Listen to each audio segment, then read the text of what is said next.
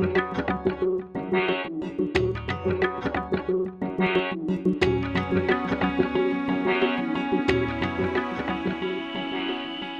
to Carp Culture. I'm Edwin Stackhouse, and today I'm back on the Connecticut River. This time I'm about 30 miles north upstream from my last session, and it's a whole different animal. With that being said, it's time to get the gear sorted and start developing a plan on how I'm going to tackle this section of river.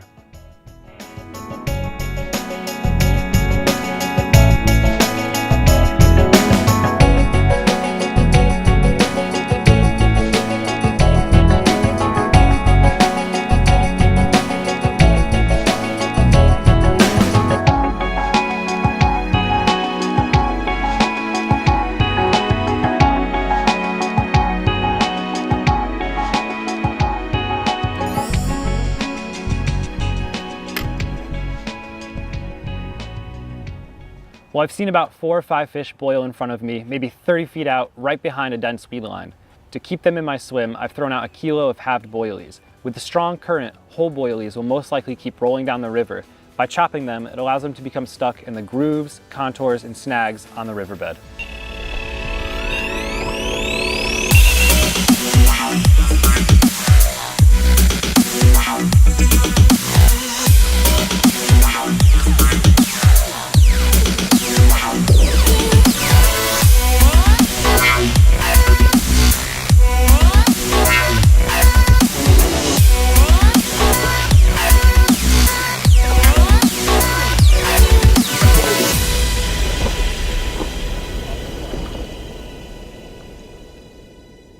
The fish began to show just after sunrise. I dropped the rigs right on top of them.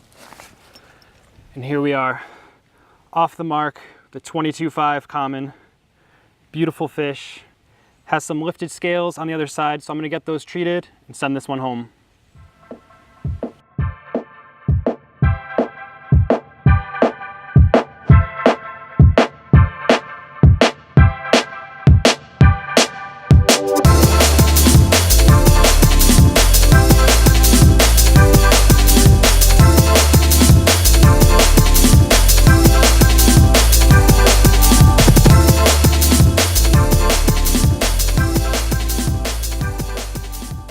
Here's the rig that first carp fell for.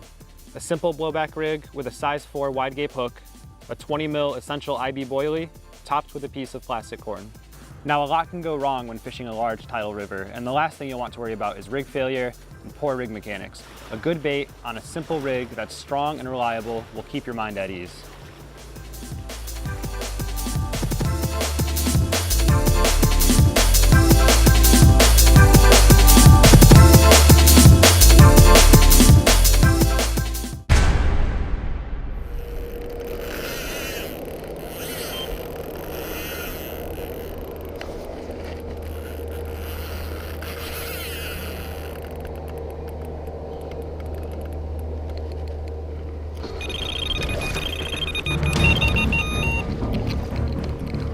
Just a couple beeps, and then this one just melted down.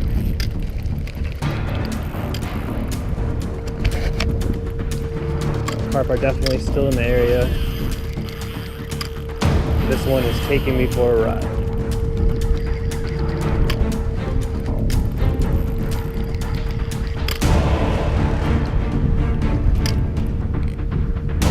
He's gonna work himself right into those snags. I'm gonna have to get down there.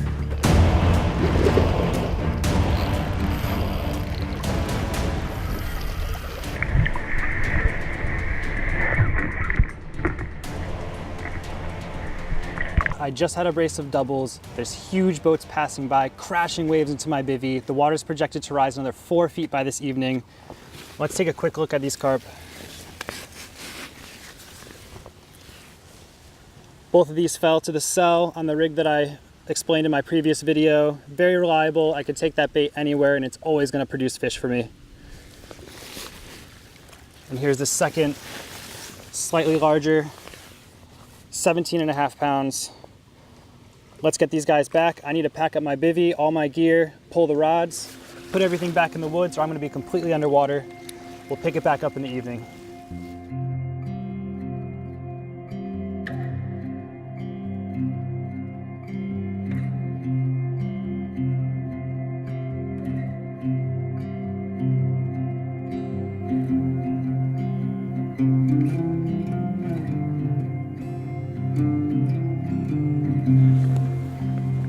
23 pound, 8 ounces.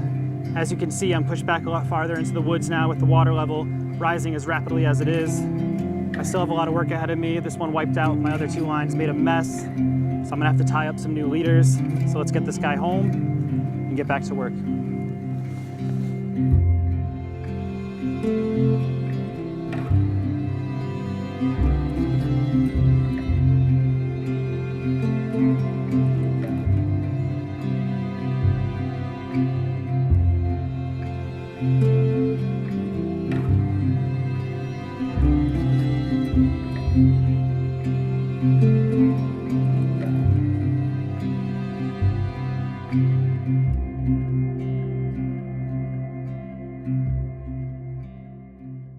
Let's talk about the lead system that I'm using and why I prefer this over some of the other options available. It's a semi-fixed, inline running rig, which I'm achieving with one of the Edge's Tadpole multi-beads.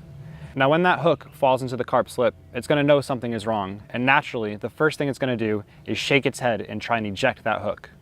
With this multi-bead, you have a standard inline lead setup, but once that carp picks up the rig, shakes its head, the lead will pop out, causing it to become free running. This gives the carp something a little more awkward to deal with as opposed to, say, a lead clip system where the carp can easily use the weight of the lead to throw the hook.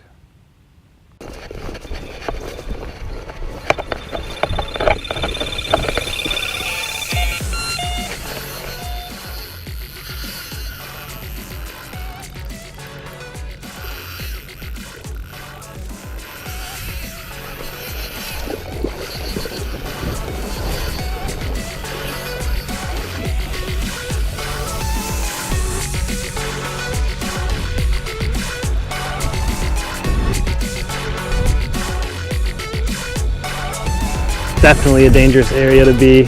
Feels like he's holding bottom pretty well. Yep, he's in a snag.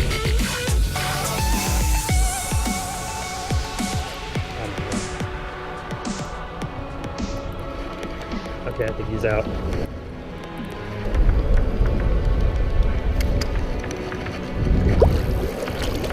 He is right underneath me, and that's a big fish.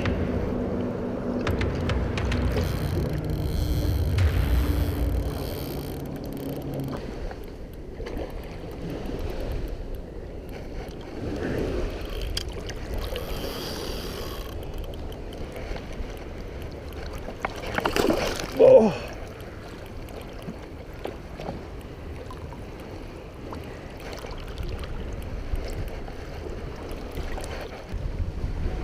Pure muscle.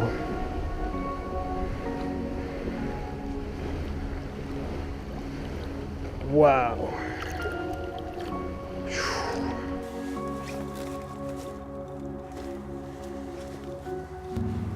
Well, I think it's safe to say that by sticking it out through the flood, hauling all of my gear back into the woods, everything that I've had to deal with today, I've definitely been rewarded.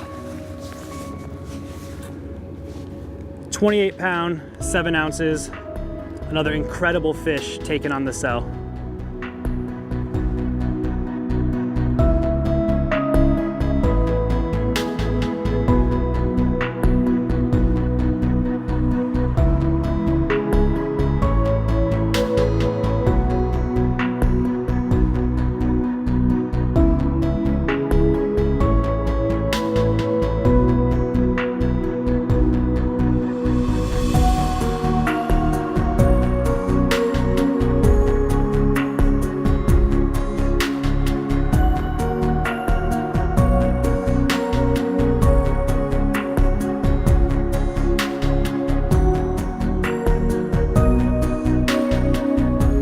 As the evening turned to night, I felt a calmness being tucked away in the woods, with a small fire being my only light. Exhausted, I was soon fast asleep. In the morning, the river gifted me with a brace of 20s. I knew then that this trip had been a success.